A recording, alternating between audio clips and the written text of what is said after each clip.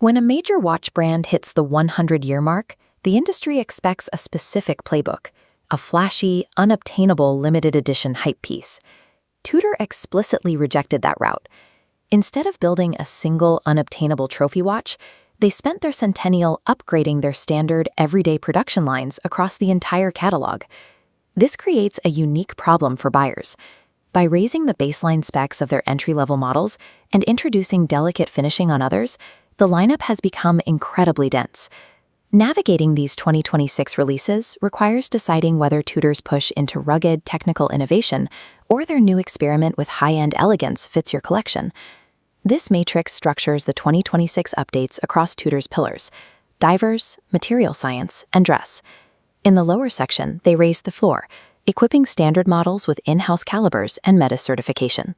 Up top, they lifted the ceiling with advanced material science and manual finishing. This is a significant expansion of Tudor's historical reputation as masters of industrial horology, making tough, reliable watches at scale.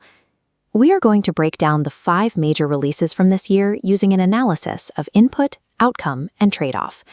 By the end, you'll be able to map these watches directly to the gap in your current lineup. The Tudor Royal serves as the brand's primary integrated sports watch. For years, buyers looking at this collection had to accept a compromise. It relied entirely on third-party movements.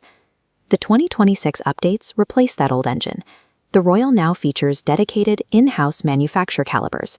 They also redesigned the case geometry, sharpened the bezel notching, and integrated the T-fit adjustable clasp. These specifications remove the entry-level stigma.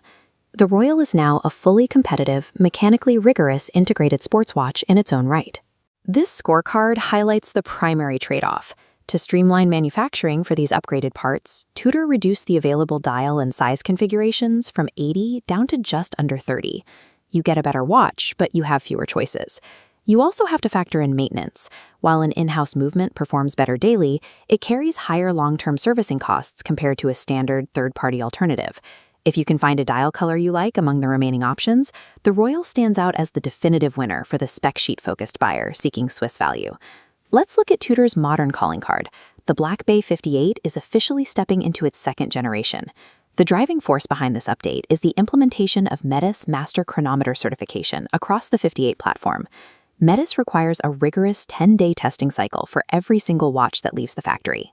It guarantees extreme magnetic resistance and a standard of accuracy that goes well beyond standard chronometer specs. They matched this technical leap with physical refinements borrowed from the Burgundy model: updated crown knurling, sharper bezel teeth, a pinched minute hand, and a 5-link bracelet option. As we see on the scorecard, that strict 10-day testing cycle creates a harsh reality. Production takes longer. Expect slow rollouts and supply bottlenecks. Furthermore, this transition officially marks the end of first-generation models like the original 58 Blue. This yields a functionally flawless daily tool watch, but if you already own a 2018 model, you have to decide if that extra magnetic resistance is worth the hassle of chasing down a new allocation. While the 58 achieved subtle technical perfection, the new Black Bay 54 Blue takes a different path through an aesthetic pivot. The standard matte dial is gone.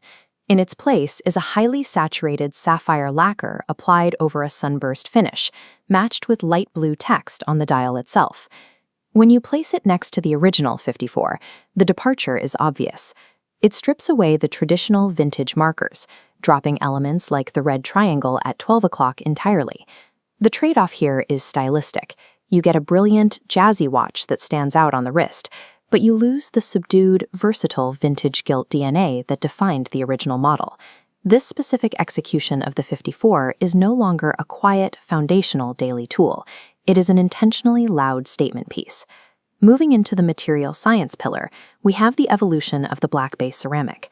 Tudor pushed their manufacturing boundaries by engineering a completely matte, flat-link bracelet made entirely of ceramic. Because of the material constraints, this required designing a complex double-deployant butterfly clasp just to hold it together. The outcome is a stark, monochromatic aesthetic. You get gray-on-black legibility and a case and bracelet that are practically immune to daily scratching. Here's the scorecard's trade-off. Ceramic is incredibly hard, but it is also brittle. A hard drop onto a tile floor won't dent a link, it can shatter it, making structural repairs far more expensive than replacing standard steel. This piece is built for the avant-garde collector, someone willing to accept the physical fragility of the material in exchange for its visual profile. That brings us to the biggest surprise of the centenary year, the Reimagined Monarch. Tudor took a dormant 90s nameplate and applied a completely new watchmaking philosophy. The visual inputs are highly intricate. It features a striated papyrus dial, complex faceted case geometry, and a heavily polished roof link bracelet. Mechanically, it houses a brand new movement designed specifically to place the sub-seconds at 6 o'clock, all visible through a transparent caseback that shows off detailed perlage and finishing. This level of execution moves Tudor beyond its traditional focus on standard industrial manufacturing.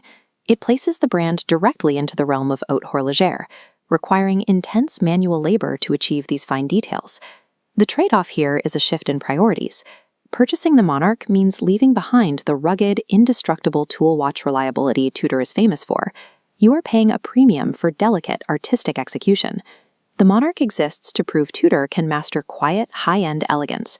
It acts as a choice for collectors who already have their sports watch bases covered and want something refined. Comparing a $2,000 Royal directly against a Monarch is a logical fallacy. They serve different purposes. To choose correctly, you have to buy based strictly on the gap in your own collection. What is your primary buying motivation? To maximize mechanical specs for the lowest price, choose the Tudor Royal. For a heritage daily wearer handling high magnetism, pick the Black Bay 58 Metas. For high-end execution or novel materials, select the Monarch or ceramic. The true triumph of Tudor's 100-year anniversary is the impressive breadth and versatility of this entirely new product catalog. The brand now offers a top-tier specialized option for every distinct type of collector, from value seekers to haute-horology enthusiasts.